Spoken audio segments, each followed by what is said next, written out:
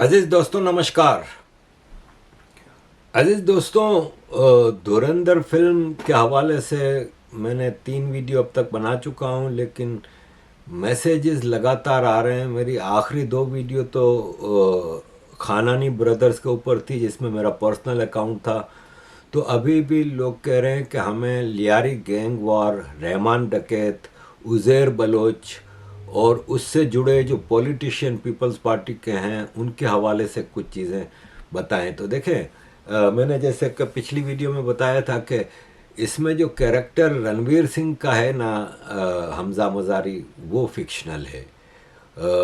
Indian जो लोग पाकिस्तान में भेजे जाते हैं ऑपरेट करने के लिए, और करेक्ट है कि भेजे जाने चाहिए, क्योंकि पाकिस्तान का तो पूरा टेरर नेटवर्क इंडिया में चलता है। तो फिर तो वो बेशक कई पाकिस्तान के इलाकों में ऑपरेट करते होंगे, लेकिन कम से कम कराची में जो मैंने देखा है ऐसा कोई कैरेक्टर है नहीं। जो बाकी कैरेक्टर्स हैं, अब मेजर इकबाल है।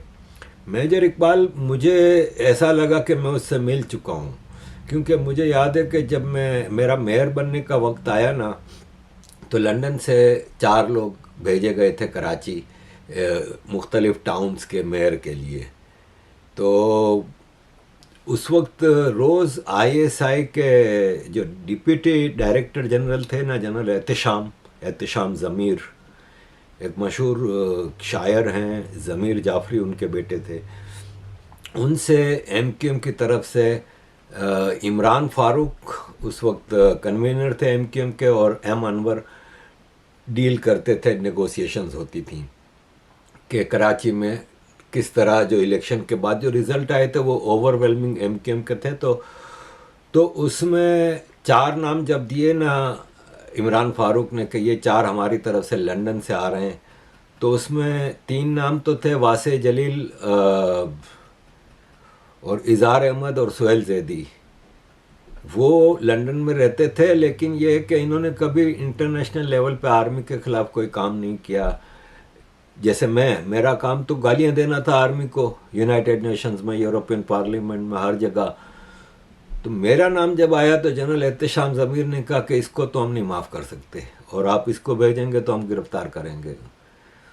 तो इमरान फारूक और एम अनवर ने काफ़ी डिस्कशन की। बोला देखें, वो वक्त और था, वो पार्टी की नुमाइंदगी कर रहा था, उसका आपसे कोई पर्सनल वो नहीं था, पार्टी की नुमाइंदगी थी। और उस वक्त आप हमारे लोगों को कराची में मार रहे थे, मिलिट्री ऑपरेशन चल रहा था। तो वो हो गया सो हो गया, अब जहाँ बात ख़त्म हो गई है तो अब इनको भी जाने दें। तो फिर मुझे काफ़ी दिनों बाद अप्रूवल मिली। यूँ समझ लें कि मैं उस वक्त फ्रांस में रहता था, तो मैं जिनीवा गया था सितंबर में। तो मेरी वाइफ और दोनों बच्चे कराची छुट्टियों पे गए हुए थे, और मैं सितंबर में जिनीवा गया, और जिनीवा से वापस मैं फ़्रांस नहीं गया। मैंने कहा चलो बच्चे तो हैं नहीं, तो मैं लंदन आ गया। तो लंदन में मेरे सामने ये सब डिस्कशन हो रही थी। और यूँ समझ लें कि जब वहाँ पे आपको नॉमिनेशन जमा कराना है ना कराची में जाके कोर्ट में, उससे 2 दिन पहले मुझे क्लियर किया गया और बोला हाँ ठीक है अब आप जाएँ। तो मैं उसी वक्त गाड़ी उठा के फ़्रांस गया। अपने घर से जो ज़रूरी सामान था, कुछ फ़ोटो एल्बम, कुछ डॉक्यूमेंट्स, ये वो, आप यकीन माने मैं अपनी ज़िंदगी भर के सारे सर्टिफिकेट्स वहाँ पे भूल के आ गया।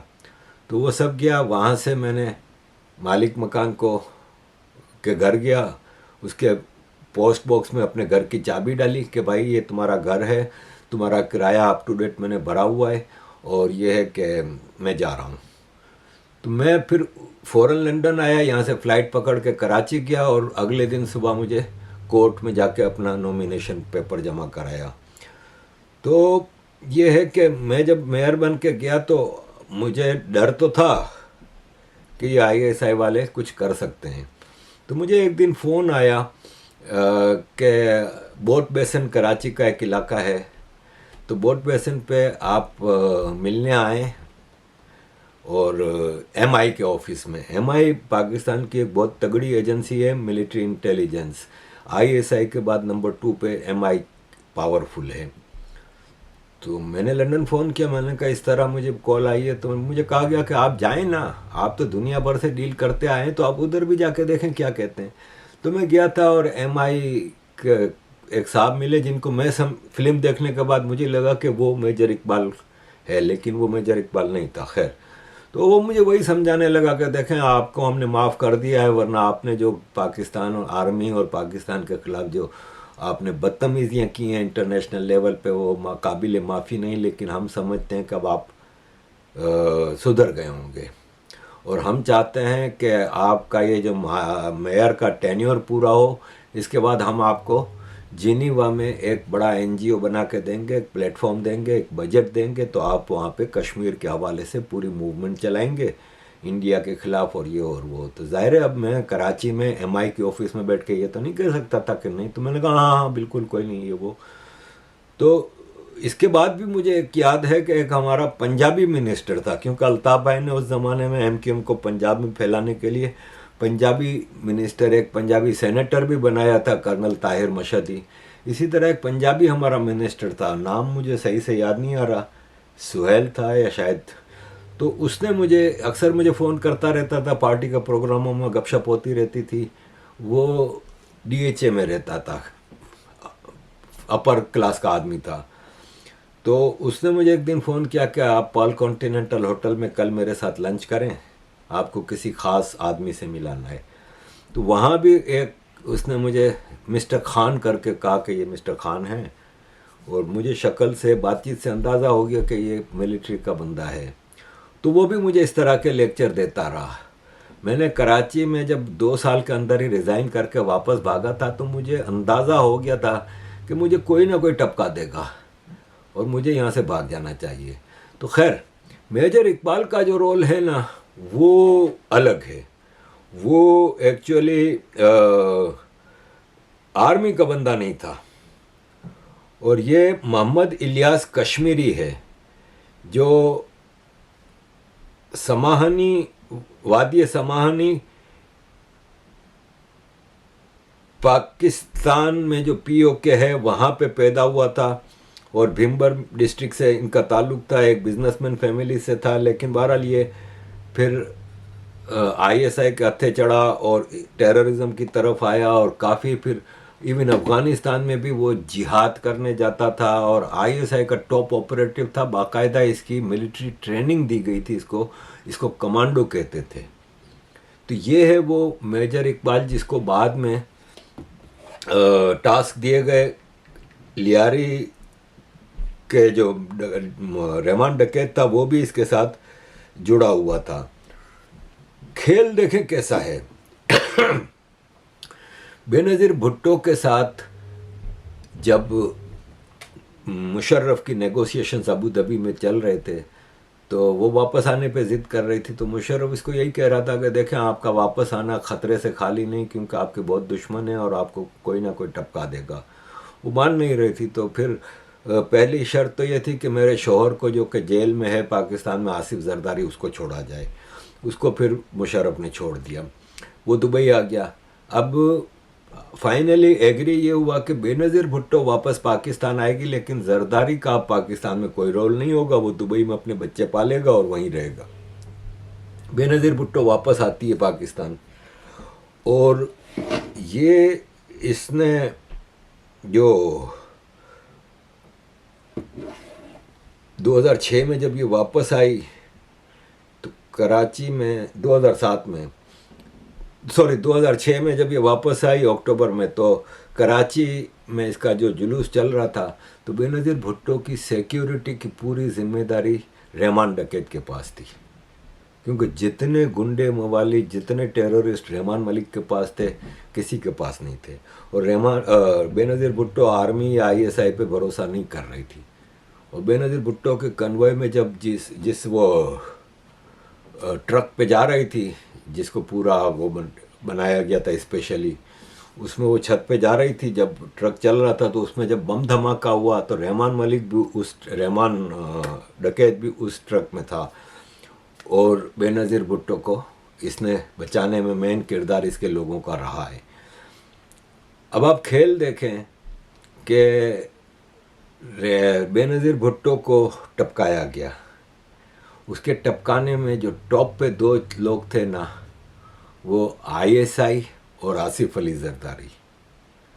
اور مشرف ہے نا وہ اس وقت ISI مشرف کے خلاف سازشیں کر رہی تھی، کیونکہ آپ کو میں نے اپنی پچھلے ہفتے کی ایک ویڈیو میں ڈیٹیل میں سمجھایا تھا کہ امریکہ کو جب ضیاء الحق بوجھ لگا تو اس کو ہٹا دیا، اور جب مشرف بوجھ لگنے لگا تو کیانی کے ذریعے مشرف کو کمزور کیا گیا۔ پہلے تو کیانی اور آرمی نے مشرف سے کہا کہ سر اب آپ وردی اتار دیں، آپ پریسیڈنٹ آف پاکستان ہیں، کافی ہے، اور ایز اے پریسیڈنٹ آپ آرمی چیف کے بھی باس ہوں گے تو آپ باس رہیں گے۔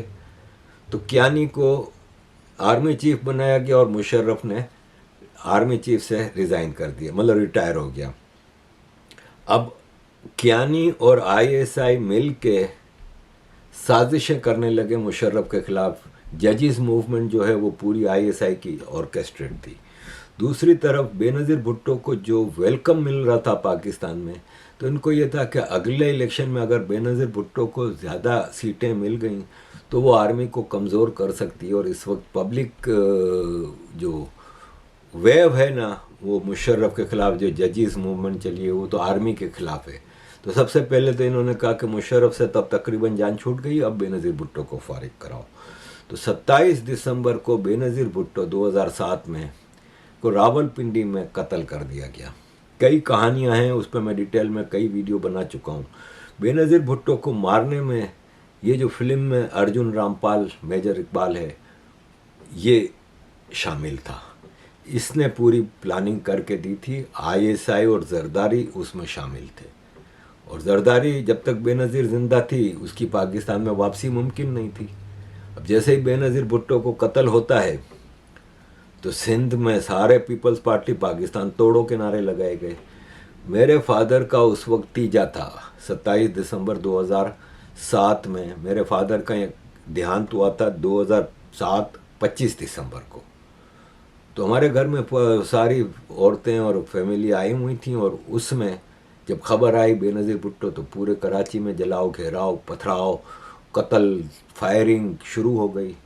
تو کس طرح ہم نے اپنے خاندان کی عورتوں کو سب کو ان کے گھر پہنچایا یہ ہم جانتے ہیں۔ رات کو جب میں اپنی ماں کے گھر سے اپنے گھر کی طرف جا رہا تھا تو پورے شارع فیصل جو روڈ ہے اس پہ نوجوان لڑکے لڑکیاں پیدل گھروں کو جا رہے تھے 20-20 میل دور، کیونکہ ٹرانسپورٹ سب بند ہو گئی تھی، سب کچھ ختم ہو گیا تھا۔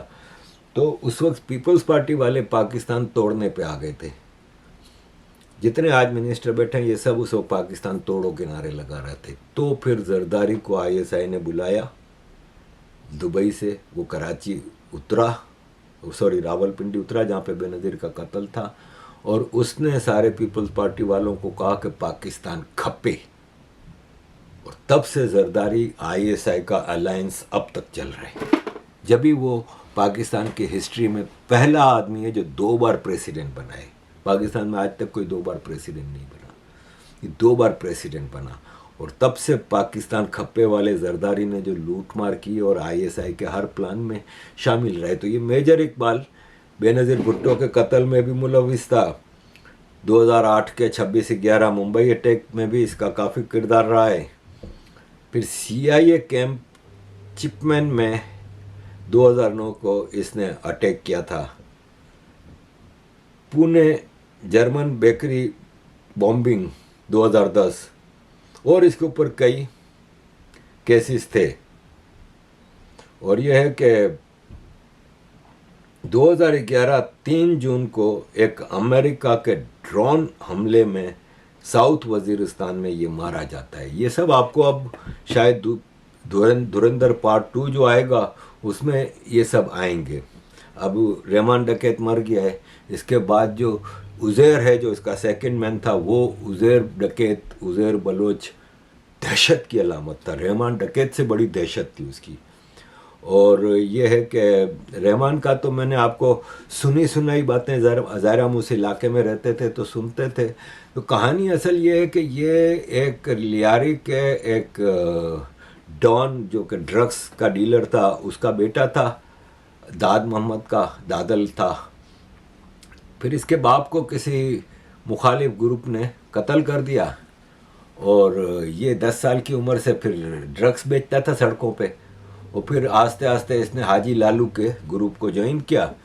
پھر ایک زمانے کام کرنے کے بعد، سب کنٹرول کافی حاصل کرنے کے بعد اس کے حاجی لالو سے اختلاف ہو گئے اور اس نے اپنا گینگ بنا لیا اور رحمان ڈکیت کے نام سے اس نے پورے لیاری پہ آہستہ آہستہ کنٹرول شروع کیا اور حاجی لالو کے گروپ کے ساتھ اس کا ٹاکرا چلتا رہا۔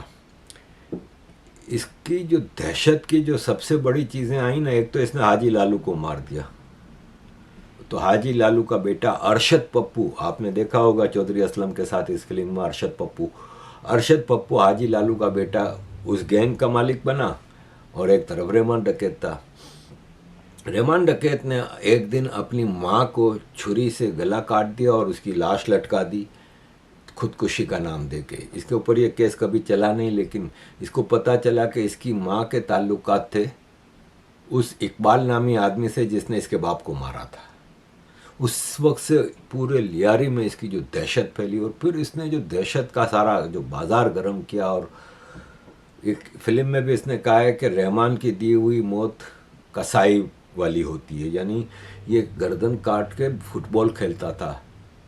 اور اس کے بعد عزیر آیا۔ عزیر کیا ہے کہ عزیر پیدا تو لیاری میں ہوا تھا، لیکن عزیر کے پاس ایرانین نیشنلٹی بھی تھی، کیونکہ عزیر کا باپ ایک ٹرانسپورٹر تھا اور وہ ایران کے چابہار سے کراچی تک کی ٹرانسپورٹنگ کرتا تھا۔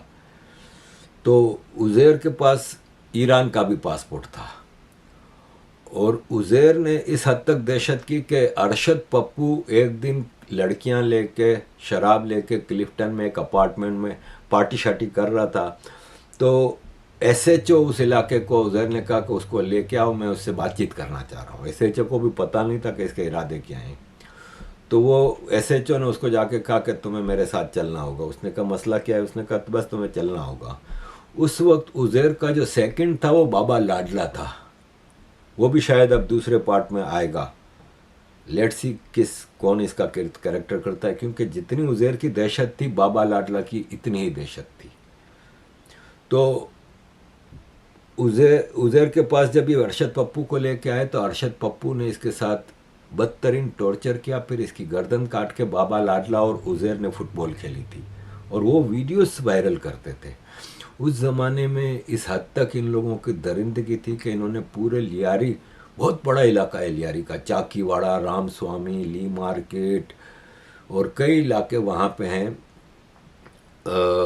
بلدیہ ٹاؤن کہلاتا ہے، بہار کالونی ہے، ادھر میٹھا دار ہے، کھارا دار ہے، اور کراچی کی جو وال اسٹریٹ ہے نا، جو مین بزنس اسٹریٹ، وہ بھی تھوڑی سی لیاری میں آتی ہے اور پھر وہاں سے آگے بڑھتی ہے۔ تو اس کا ایکسٹورشن کا کام ٹاپ پہ تھا۔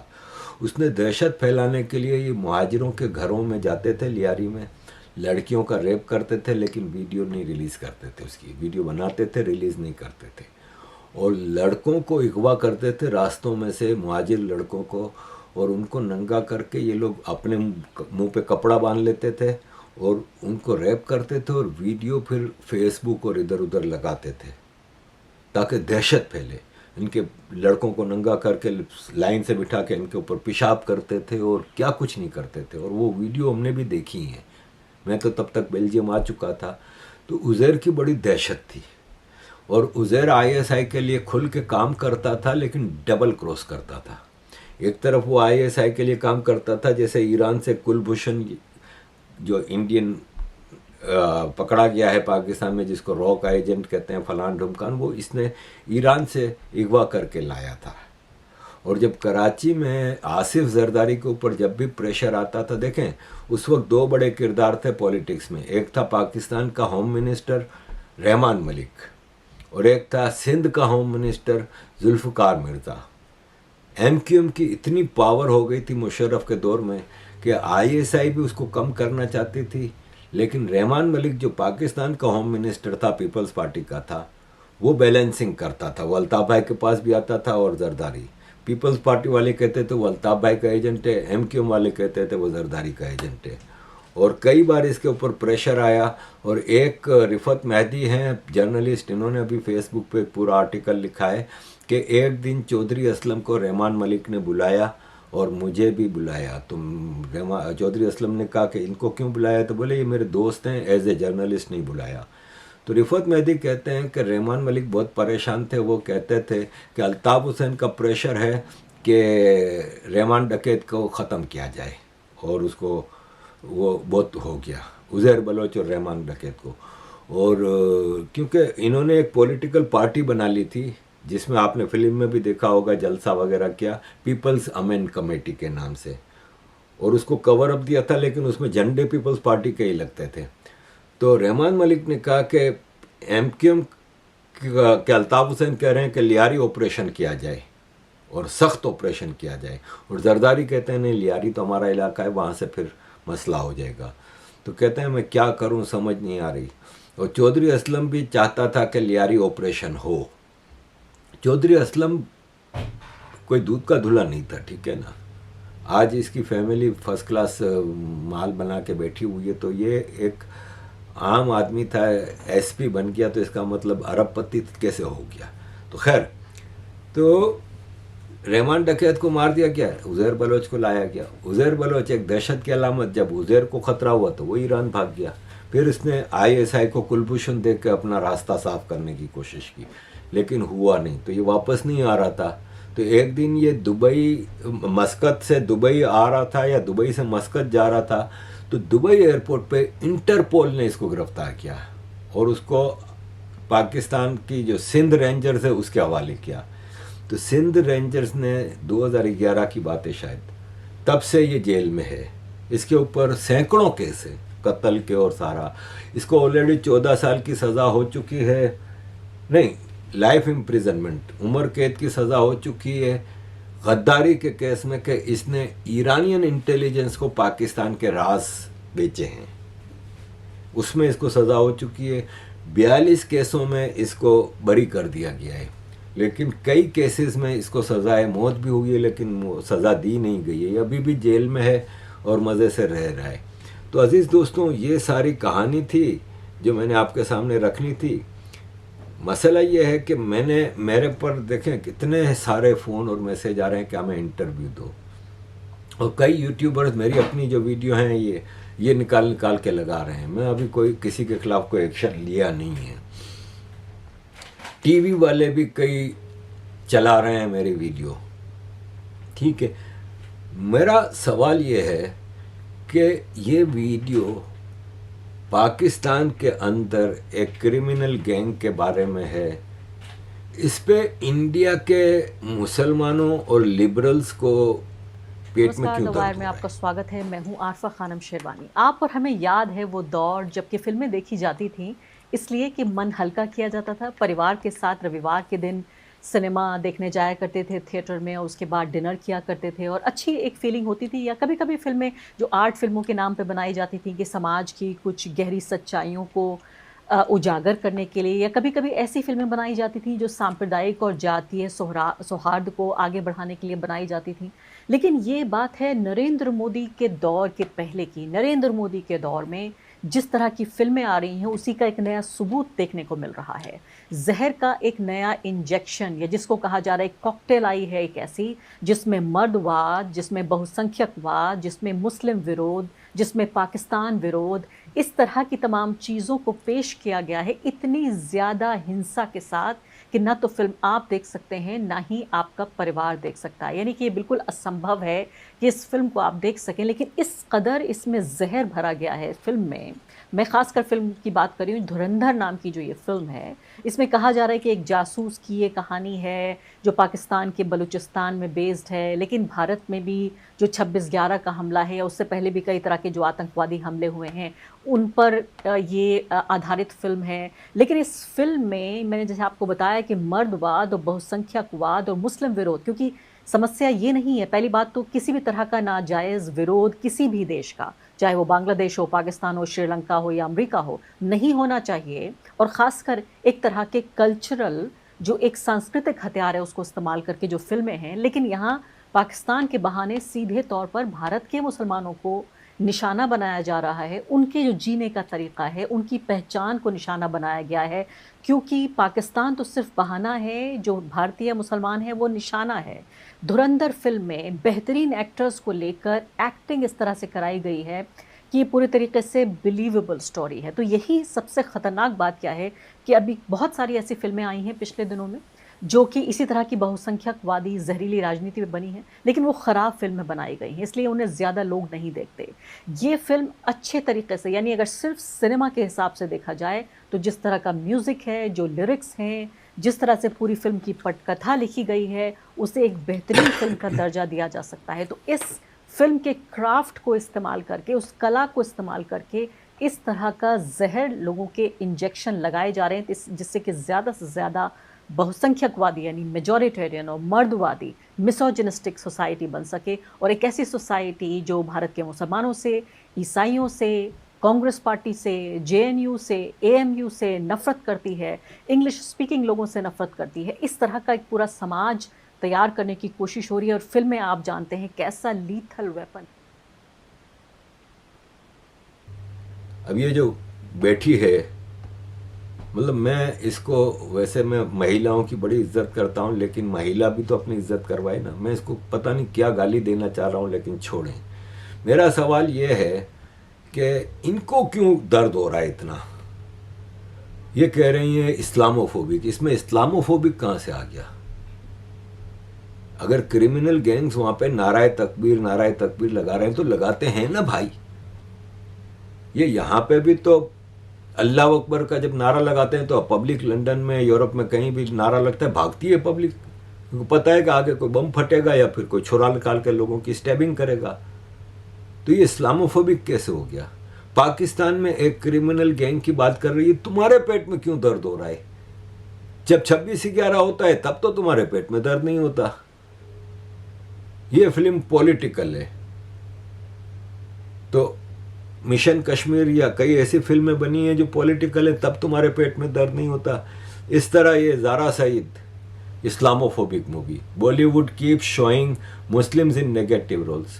مسلمز اگر نیگیٹو کام کر رہے ہیں تو ان کو نیگیٹو رول دکھایا جا رہا ہے، ورنہ تو بالی ووڈ سارے زندگی ایک ہندو پنڈت اور ہندو اس کو ٹیکا لگا ہوا اس کو ویلن دکھاتے رہے، جبکہ ممبئی پہ مسلمان ٹیررسٹوں کا، کرمنل گینگز کا راج تھا۔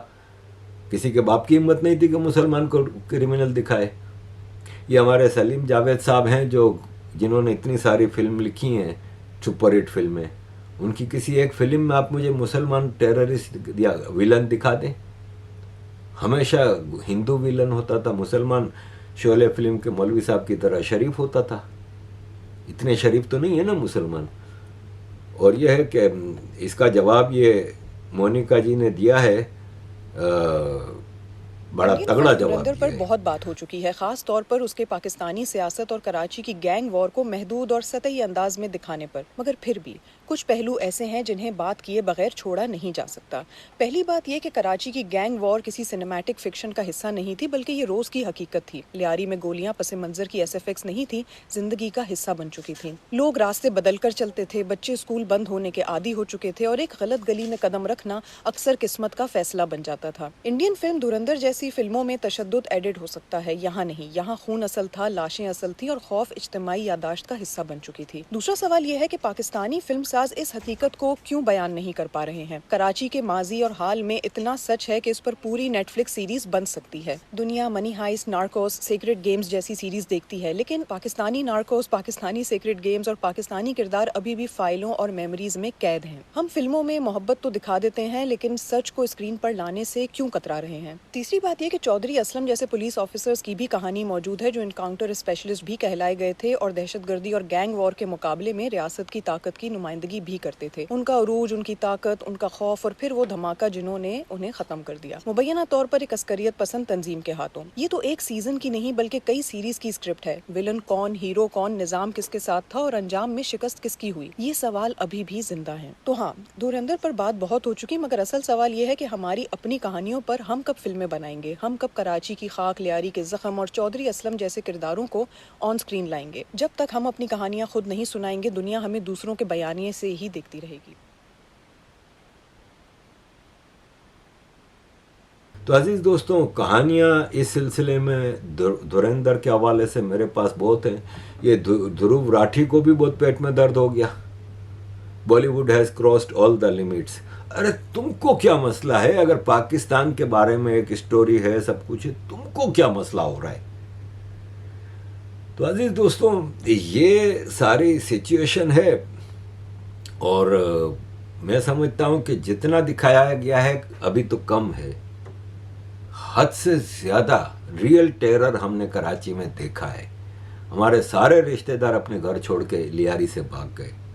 اور کوئی کہے نا کہ اب تو ختم ہو گیا نا، اب تو لیاری گینگ وار بھی ختم ہو گئی، آپریشن بھی ہو گئے، نارملائز نہیں. تو نارملائز نہیں، یہ کل کی رپورٹ ہے کہ اس سال 2025 میں پہلے 11 مہینوں میں کراچی میں 59,000 ڈکیتیاں ہوئی ہیں. 59,000 ڈکیتیاں ہوئی ہیں پیپلز پارٹی کی حکومت میں. آپ اندازہ لگائیں کہ محسن نقوی ہوم منسٹر ہے. کراچی میں 1991 سے رینجرز بیٹھی ہے، آرمی کی بٹالین. 30 to 40% کراچی کنٹونمنٹ ہے، ڈائریکٹ کور کمانڈر کے کنٹرول میں. باقی پیپلز پارٹی کی وہ گورنمنٹ دیکھ رہی ہے. کراچی میں 59,000 ڈکیتیاں اس سال کے پہلے 11 مہینے میں ہوئی ہیں.